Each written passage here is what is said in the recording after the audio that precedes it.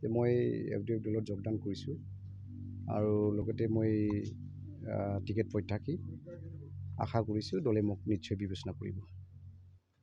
তো এতিয়া যিটো উপনিৰ্বাচন সেই উপনিৰ্বাচনত আমি AIUDF দলে আপোনালোকে সকলোৱে জানে যে বিগত 3বাৰকৈ দখল কৰিছে আৰু চতুৰ্থবাৰৰ কাৰণে এবাৰো এই উপনিৰ্বাচনত আমি AIUDF দলে বিপুল ভোটত আমি জয়যুক্ত কৰিব পাৰিম। আগৰ সময়তো AIUDF দুৰ্ভাগ্যজনক কথা।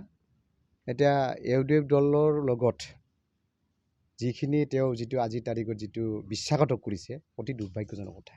কিন্তু সমগ্ৰ ভৱানীপুৰবাসী বুলি নহয় সমগ্ৰ অসমৰ ৰাইজে এতিয়া চকুৱে কোণে এতিয়া দেখিবলৈ পাইছে।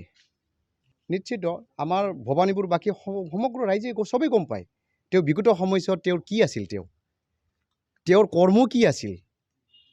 এই কথাটো সমগ্ৰ ভৱানীপুৰবাসী বুলি নহয় সমগ্ৰ অসমৰ ৰাইজে জানে। তেওঁ যে এজন বেপাৰী মানুহ আছিল, তেওঁ যে এজন মাটিৰ দালাল আছিল, তেওঁ যে মাফিয়া আছিল, এই কথাবিলাক সমগ্ৰ মানুহে জানে।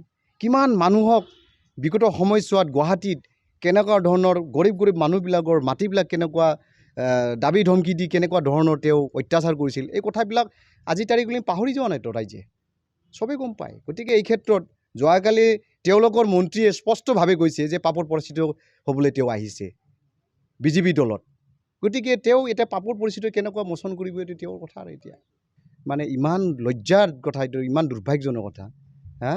আমিওতো MCLA হৈছিলোঁ 10 বছৰ, আমিওতো মন্দিৰ মছজিদ চবতে গৈছে। কোনেও জাতিটো আমাক এনেকুৱা কৈ পোৱা নাছিল বোলে মন্দিৰত সোমাব নালাগে, বোলে মছজিদত সোমাব নালাগে, এই কথাটো কেতিয়াও কৈ পোৱা নাছিল কোনেও।